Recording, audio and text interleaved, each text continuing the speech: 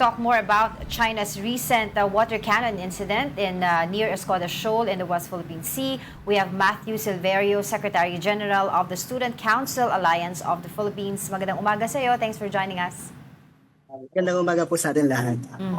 Well, of course, we would like to get your reaction, no, yung inyong grupo tungkol dito sa recent water cannon attack sa ating mga mangingisda, no, doon sa West Philippine Sea. And I think this is the first time it happened to them. Well, usually, mga ano natin, mga Coast Guard yung nahaharas but this time around, it's the fishermen. Yes, sir. Yes, these aggressive maneuvers again left three Filipino fisher folks injured. And again, in the atin ito coalition that the Student Council Alliance of the Philippines is part of, we are declaring that this is a Christmas attack, an assault on civilians at a time meant for All right. We'll try to get him back on the line. Medyo nawala siya.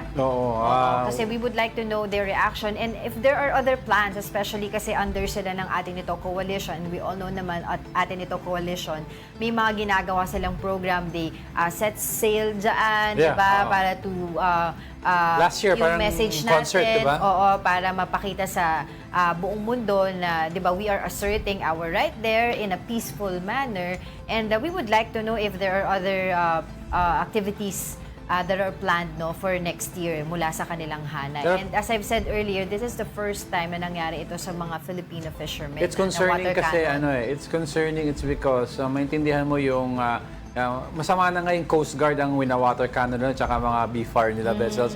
But if they're going down to the level of civilians, it gets concerning because how then can we protect the civilians if yung mga Coast Guard din ang hihirapan dealing with this Chinese vessels? So magiging issue ito. And yung point pa parang they cut the line of the anchor nung mga boat nitong mga fishermen, leaving them injured. So that's why yung PCG natin went ahead naman to rescue them. Yes, oo. A lot of our allies, of course yung US, Japan, Australia, Canada, have sent their, of course, their statement regarding this and saying na, of course, hindi nila tinotolerate itong ginagawa ng China sa Philippines. All right, So, we have Matthew Silverio, Secretary General of the Student Council Alliance of the Philippines, back via a phone patch. Matthew, thank you. Go ahead. You were saying? All right. Yeah. Our reaction to this, again, the atin ito coalition, together, of course, as one of the co-conveners of the Student Council Alliance of the Philippines, declares this attack a Christmas attack by China itself. It's at a time where peace and humanity is supposed to be the center of it all. China chose otherwise, targeting Filipino fishers. Peace is not law enforcement. It is not. It is cruelty. It is plain and simple. It violates the rights of our Filipino people and our sovereignty in the West Philippines. Pero Matthew, parang how concerned are you na civilians ngayon ang pinag-uusapan dito? Coast Guard and BFAR nahihirapan na nga fending off yung mga attacks, pero now they're at the level of civilians. Yes, definitely po. Very important ito sa atin. And sa atin ito coalition bilang isang civilian-led coalition asserting the rights of our Filipino fisher folk, frontliners, rights in the West Philippine Sea. We are very concerned at condemning Christmas attack. And again, the government is struggling in this, and we really need more. Civilian-led initiatives at ma-pressure lalo on China. I'm sorry, you said we really need more. Sorry, we lost you there. We really need more civilian-led initiatives para matulak po natin na ma-pressure on China sa ginagawa nilang ganitong mga attacks sa ating mga So what initiatives are we looking at right now? But currently, kasi every time that we encounter these kinds of attacks, ang ating DFA would file diplomatic protest when in fact, sabi nga natin, importante din naman yun, no? Para nalalagay sa paper na may nangyaring ganitong insidente, etc. But other than that, what are you looking at? What are you looking for another initiatives? Yes, the Atin ito coalition vows that we will seek justice by strengthening, again, civilian presence in the West Philippines. Tatlong beses na po tayong pumunta sa West Philippine Sea at nag-civilian-led deployment noong 2023, noong September, May 2024, and May 2025 this year. And in 2026 po, we will mount more civilian missions to further civilianize these waters. The answer to this harassment, again, is not further violence. It's not violence against violence. It's not fighting fire against fire. It's solidarity and active citizenship. Yung West Philippines po ay kailangan ma-civilianize, not militarize. It is not a battle because it is ours. It's our home. So you're, Matthew, so you're prepared to, well, alam naman natin, civilians na ang inaatake ng China, and if you're going to continue with civilian missions, are you prepared for this? May coordination na ba kayo with the Coast Guard? Again, as atin ito po ay isang civilian-led coalition, so we're preparing ourselves, yung coalition po namin, at iba't ibang mga organizations na kasama dito. Of course, kasama Akbayan Party, Akbayan Youth, Student Council Alliance of the Philippines, at iba pang mga conveners. So, nagpe-prepare po kami on our side, and we will, send more, we'll announce more details along the way po regarding the 2026 civilian. But are we looking at specific dates for your civilian mission sa West Philippine Sea? We're not going to say po kung ano yung mismong further date. Again, along the way po, we'll announce this 2026 mission this coming months and days and weeks ahead. Alright, so during itong mga nangyaring civilian missions ninyo last year and earlier this year, ano yung pwedeng ma-share nyo sa amin, especially when you were with the Filipino fishermen doon sa West Philippine Sea? Yes, yung last na civilian-led fly missions, pinaka-favorite ko, quote-unquote, ay the second mission. Though the first mission is really historical, yung second mission ay with the payaws, yung mga fishing boat. So doon talaga nakita namin kung ano yung pinaka-experience doon ng mga mangingisda natin when it comes to when Chinese militia and Chinese Coast Guard vessels are encircling them. And again, ako po ay isa sa mga nasa bangka noon.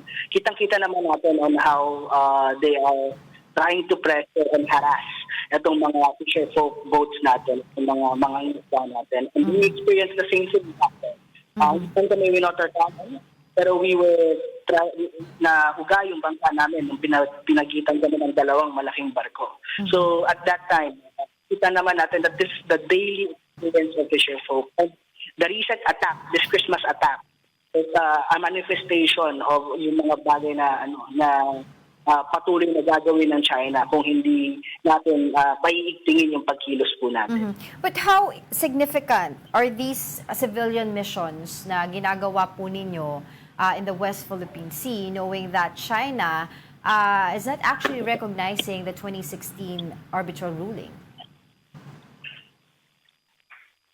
Sorry, yung question to, medyo nawala siya. So how significant are these civilian missions na ginagawa ng grupo ninyo along with the Atenito Coalition, knowing that sa West Philippine Sea, knowing that China is not really recognizing itong 2016 arbitral ruling? Yes. Okay po. So number one, this directly places attention on the safety and welfare of Filipino fisher folk, who are often, again, the first and foremost vulnerable targets of the harassment of Chinese vessels. And by maintaining this civilian presence and civilian-led missions, the missions deter abuses and help document violations when they occur. And then, of course, this mission shows that the West Philippine Sea is not just a military and diplomatic issue. It is a lived space for us Filipino civilians, that we can do something for our own country, for our own West Philippine Sea. Civilian missions are reinforce the reality that these waters are within our Philippine exclusive economic zone and are being used lawfully by Filipinos. And again, hindi nila nire-recognize ang arbitral ruling, but this also upholds international law by operating peacefully and transparently. The missions highlight who is following international maritime law, and he is violating it. Kitang-kita naman po sa missions that China, the one that violates the international law. And it also builds public and international trust, which mission generates documentation, media attention, and solidarity from civil society, locally and abroad. Lalo na po nung third mission, kitang-kita naman natin that international artists from other ASEAN countries and other countries as well are supporting this. And of course, international media is covering it. This puts pressure. This pressure puts crucial in holding our aggressors, China, accountable and pushing more governments and institutions to act against it. Oo. Pero it seems that, of course, sa side, sa panig ng China, parang they don't really care, di ba? Kahit na magkaroon ng mga joint statements ang mga iba't ibang bansa, katulad ng US, ang Canada, Australia, Japan, and they still remain steadfast sa kanilang goal na kanila ang West Philippine Sea, and they don't recognize 2016 ruling. But our government has always advocated diplomatic approach, time and again. So, sa inyong grupo ba, do you think this government is going the right path in dealing this problem? Are you satisfied, Are you Matthew? satisfied? If satisfaction rate, this is better than the last administration, but it needs more. It needs more from the president, from the administration. The atin ito coalition shows that civilians are putting pressure not just internationally but on our government to do better on these missions. And again, we really need a whole nation approach, and at the same time, international solidarity for this. So yeah, if satisfaction lang po ang tatanong, we're not really satisfied with the administration efforts on the West Philippines. Okay, so doon nga sa inyong i-organize na civilian mission next year, are we also looking at involving other groups? Definitely, yes. We're the coalition is ever expanding, and we're partnering with different civil society groups. So sana po mas marami tayong makasama this coming 2026 mission. Okay, and of course, siguro mensahe sa ating pamahalaan, as you said earlier, that you think the President needs more parang teeth, di ba? Doon sa pag-deal dito sa ating problema sa West Philippine Sea. Again, to our Filipino government, do not let this attack pass as just another incident. We really call on the Philippine government and in the international community to hold our aggressors, China, accountable and ensure the protection of Filipino fishers and uphold freedom of navigation in international maritime law. We stand firmly with our fishers. We need to exhaust every diplomatic, legal, and multilateral mechanisms available. And we need to invest in their safety, assert our sovereign rights, and make it clear that harassment and violence against Filipino civilians will never be and should never be normalized. The West Philippines is not just a geopolitical issue. It is a home to our people. Protect them, defend our rights, and prove that the Filipino state will never abandon its own, because the West Philippine Sea is ours. Atin ang West Philippine Sea. All right, thank you for that and your time, Matthew Silverio, Secretary General of the Student Council Alliance of the Philippines.